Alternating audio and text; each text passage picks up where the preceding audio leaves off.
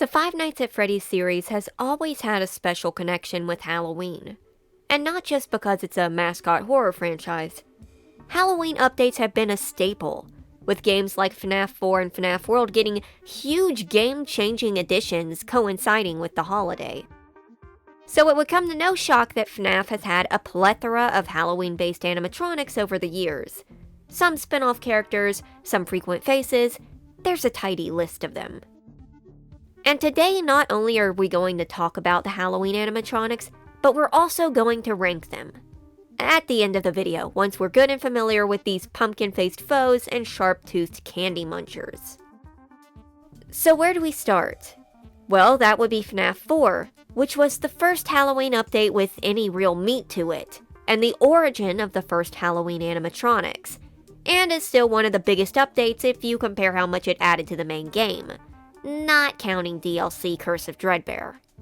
Fnaf 4 involves the main character trapped in their bedroom going up a slew of toothy nightmare animatronics in a more domestic setting, armed with only a flashlight and their ears to keep out the monsters. The Halloween update was more of this, but some of the nightmare animatronics were replaced. And while 2 of them were expressly Halloween themed, I'm going to consider all of them as Halloween animatronics. Except Nightmarian. He's so popular at this point and he has bled so much into the mainline games that it wouldn't be fair to rank him up with the holiday animatronics.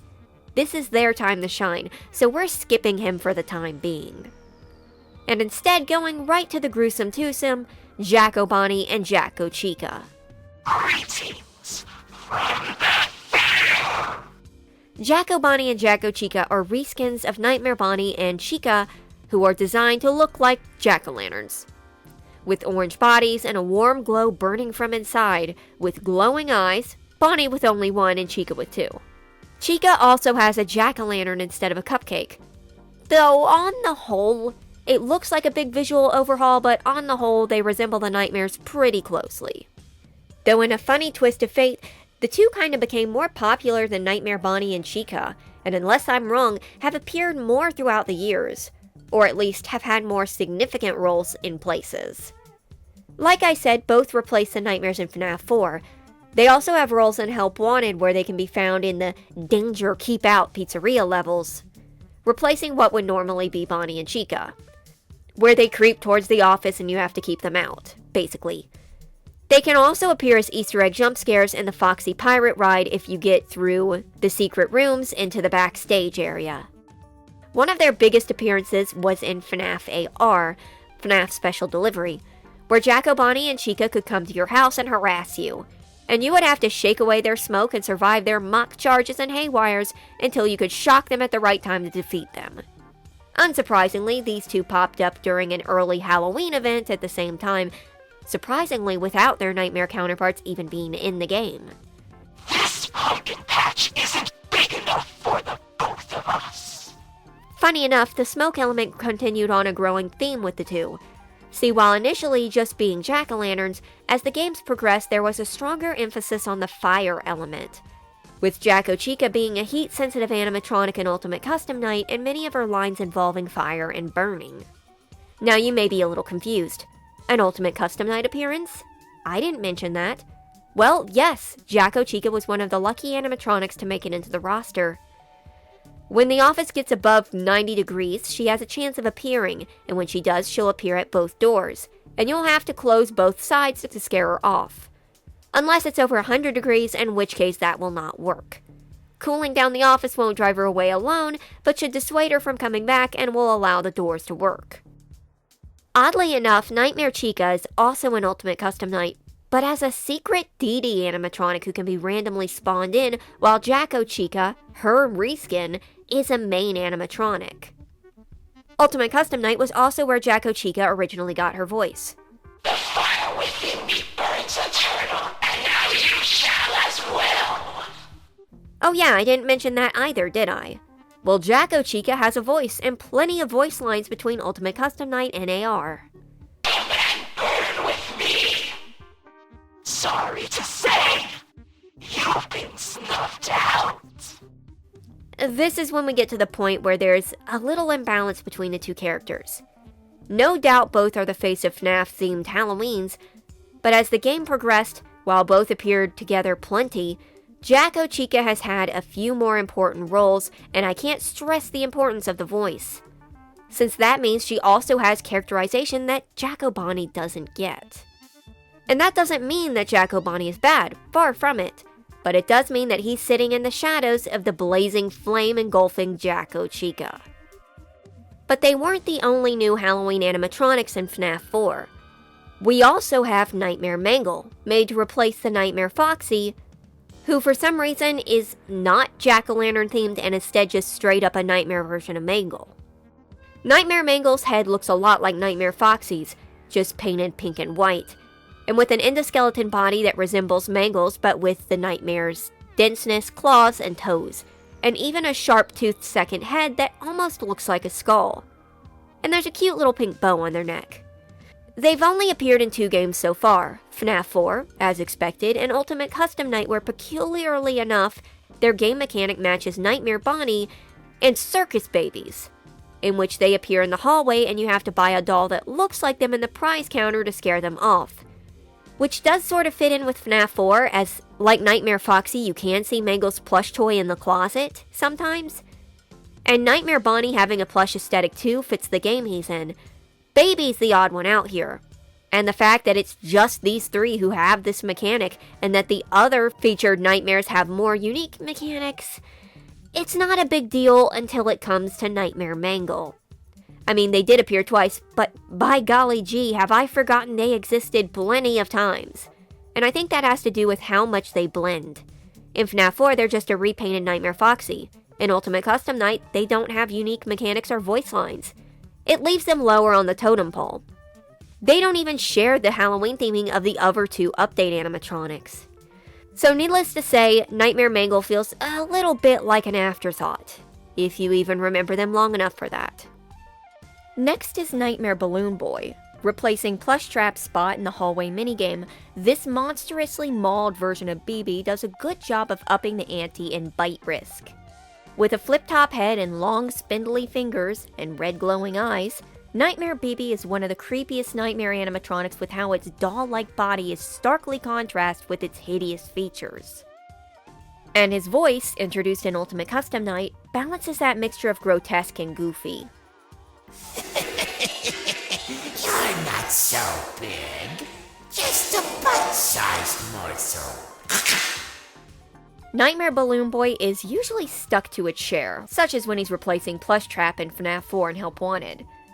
Though not in Ultimate Custom Night, where he plants himself in front of you, and if you accidentally shine your light on him, or don't shine your light when he gets up, he'll jump scare you. And he seems to gleefully enjoy this.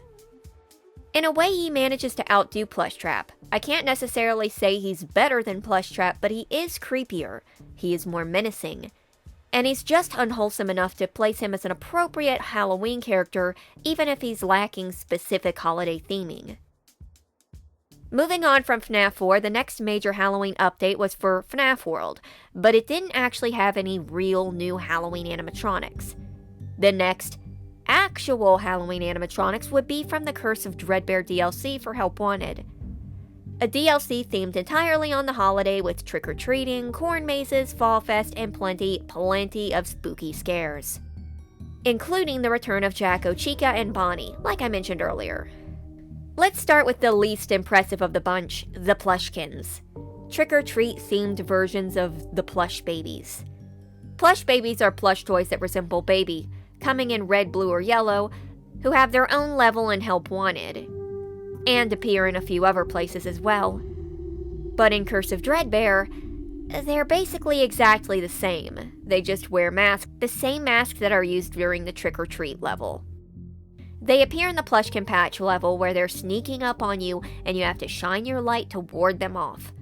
And while it's an appropriately themed level, the Plushkins themselves are only barely Halloween themed. They are the same colors, the same style, the same everything, just with a mask slapped on.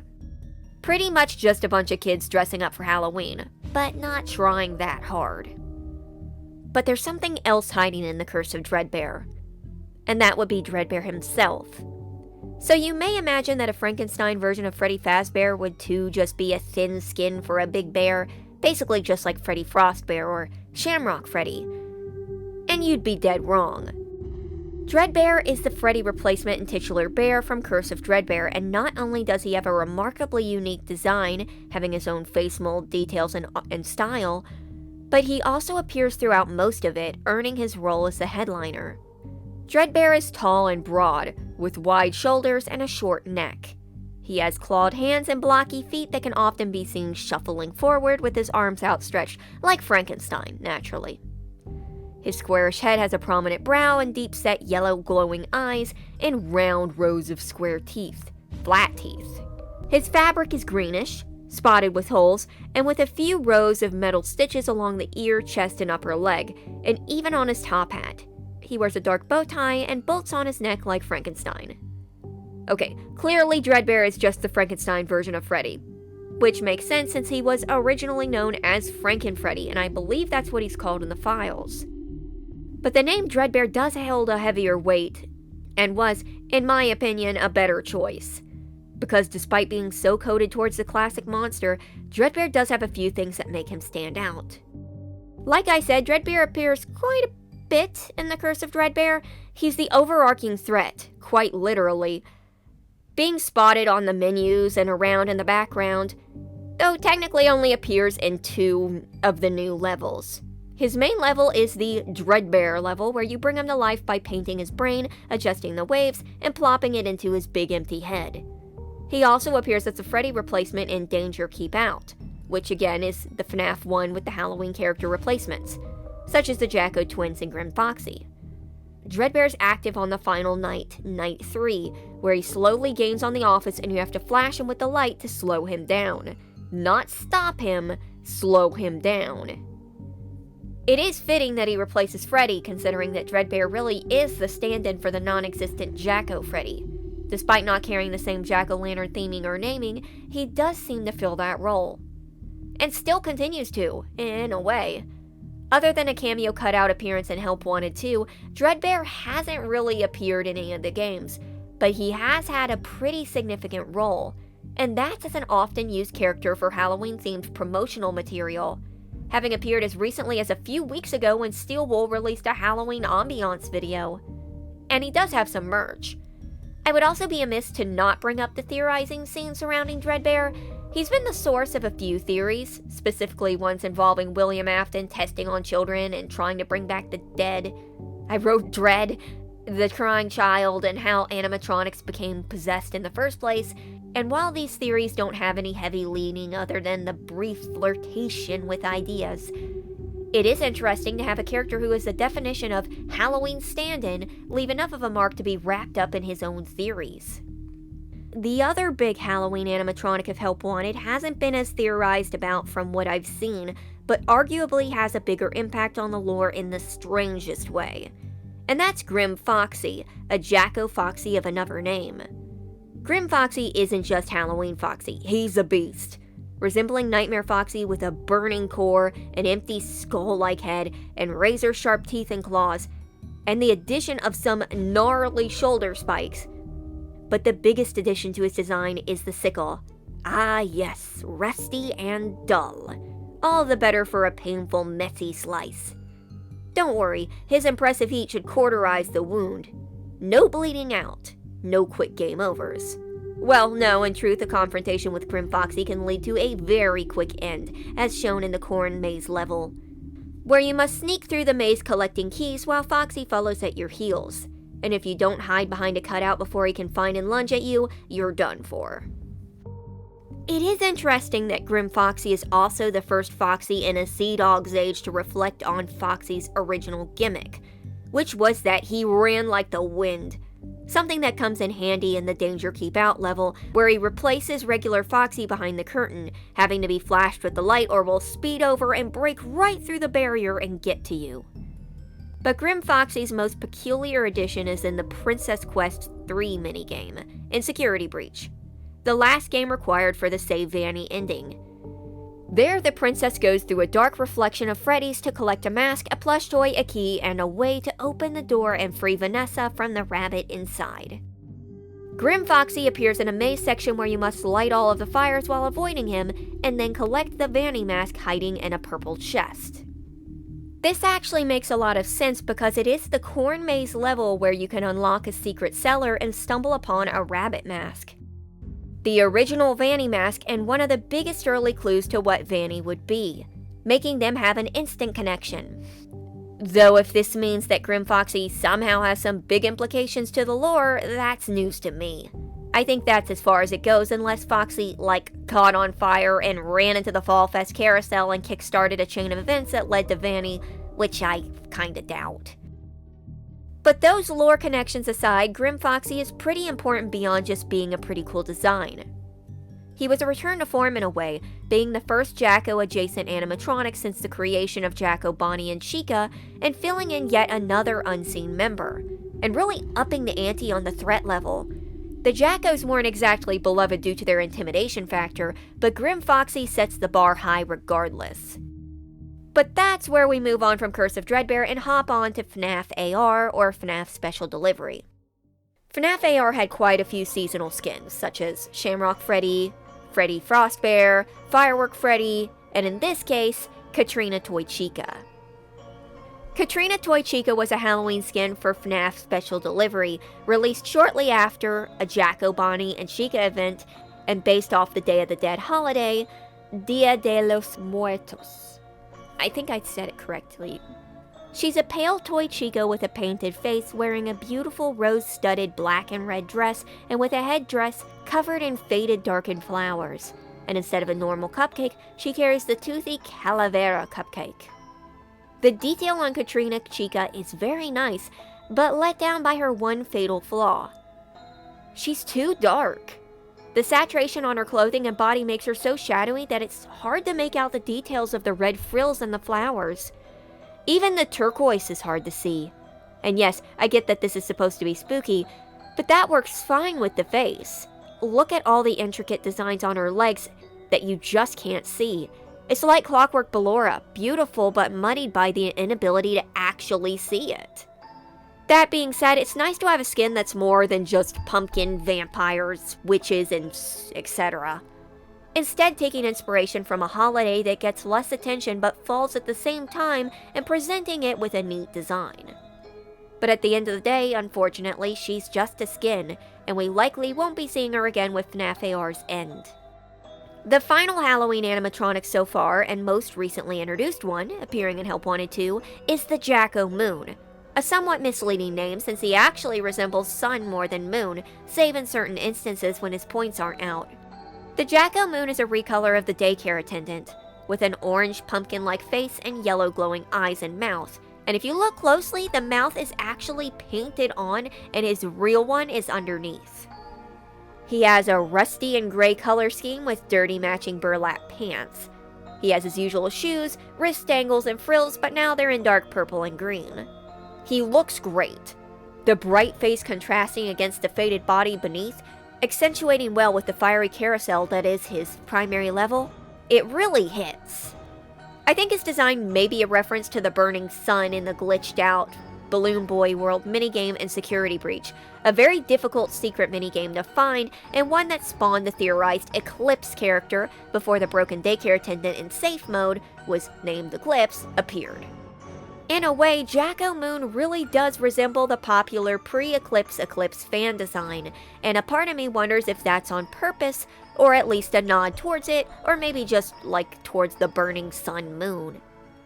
Jack-O-Moon appears in two levels, the Cinder Carousel, which is his starring level, and in the Captain Foxy Dark Ride.